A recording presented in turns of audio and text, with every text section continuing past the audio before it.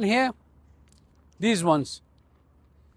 When they pay, they will go all the way to the right side. From there, they will exit. I think this is now controlled by the government of Pakistan. Before, years ago, it used to be a private contractor, but now it's Pakistani government is controlling it. And from there, they will go to that area, which is the border area, and we are going to the same border, and that's called Torkham. So let's go and check how the border looks like. Remember, most of the people driving here, especially that little taxis, Suzuki Miran, they don't even have driver license. They don't know how to drive. They don't know the regulations. They just come in front of you regardless of whose right of way it is. So be very careful driving here. Sometimes I tell my friend that if you get any American traffic cop or policeman visiting this place, trust me, he will go half mental when he goes back, because he will see something that's you can't see anywhere in the world. Independent driving, wherever you want to go, you go. You don't care what the law is. You don't care who is ahead of you. You don't care who's turning, but they will just come in front of you. So you got to protect yourself. There's the major problem driving in this country. You see this mountain, and you will see it's called crushed. See that they're making, they're taking out they mix sand and stones and everything else from here. Government cannot charge them for it. These mountains belong to the tribal area, to the people who live here. And if you can see all around, they are making money from it.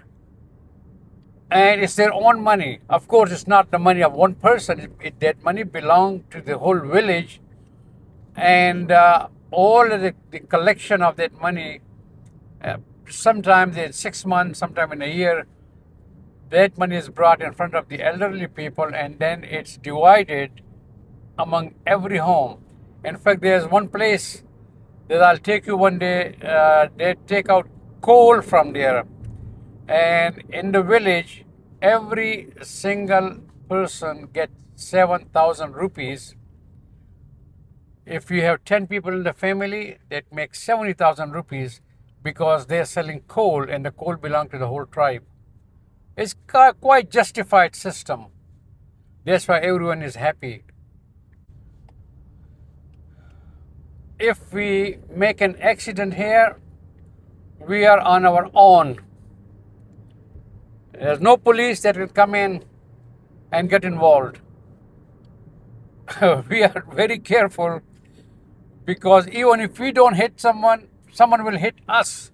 And then we will depend on the local tribal customs and traditions and an approach. If we have a lot of damage to our car, we will try to reach the elderly of this tribe and try to mitigate. Police cannot do anything. You can see another old British control tower right on top of their mountain. The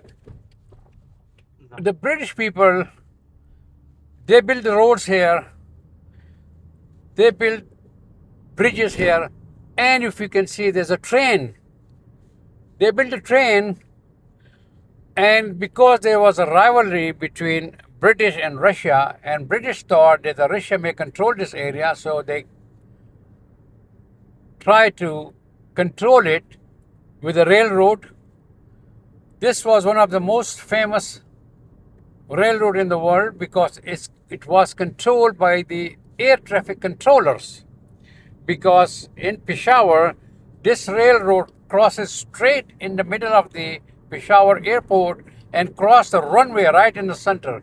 So it was controlled by the only railroad that's controlled by air traffic controller. But now, I had taken this railroad once in probably in 60s to come into this tribal area, because you could buy everything very cheap here, and my mother wanted to buy me a watch, so we came all the way here. Then from there it changed into a tourist train, was very popular, But since it's going through all these mountains, and there was a flood, and some part of the railroad was destroyed, some bridges were destroyed, and Pakistani government did not have the money to fix it. So now it's abandoned, but the old remnants are still there. We are now in Khyber Pass, all the way in the mountains. This will continue going until we reach the Afghanistan border. Okay, this is where the Khyber Pass starts. Pass means a pathway, a road in between the mountain. That's where it started. And if you can see this on top, show him that one. All of those are police stations built by the British hundreds of years ago. Now it is controlled by the locals. The interesting thing of this railroad is that when it goes in the mountain, it cannot go up and up and up. So what they have done, the train goes all the way as far as it can go.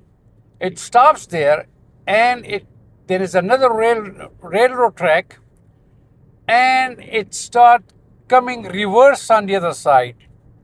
And usually it has two locomotives. So if you're coming in one direction, all of a sudden it stops, then start going the other direction and start going up. In many places, we have seen that people get off the train, and when the train is coming back, they catch it because it goes so slow that people can get off from it, get on it. It can never go straight up in these mountains. Back and forth, back and forth. You can see the telephone towers here. When Pakistani government wanted to control this tribal area, they made a deal with them that they will give them electric, they'll give them telephone towers so these people can have access to internet and telephone, mobile network, and electricity. They'll fix the bridges, fix the roads, and that's why you can see a lot of these telephone towers here. This is a famous fort made by the British about 200 years ago. It's still here, and now they have the paramilitary force of Pakistan Army in it. But until the military came in here, it was controlled by the local people. It's called Shagai Fort. It's about more than 200-300 years old. Assalamu alaikum. No daga is day. I'm talking to him in Pashto because he's a Pashto speaking. You can speak English? He can speak English. Da ټول علاقه د علي مسجد دی او اخواته وی چې وبدي او دغم دا بل جمعه علي مسجد دا او دا روډ تله دی تیراته. Okay, he's saying that this whole area is called Ali Masjid, and that road, show him that road right there. That road on top is going to Tira. There's another tribal area which we'll visit one of these days. That's going to Tira. And if you go straight from here, there's Ali Masjid, big masjid, and there's a water with it. And from there, we can go Landi Kotal and finally to Torkham. Yeah, it's a friend who helped us out, giving us directions. It's very nice of him. Dear Mera Maniji, Allah di izzat kar. Thank you. This is the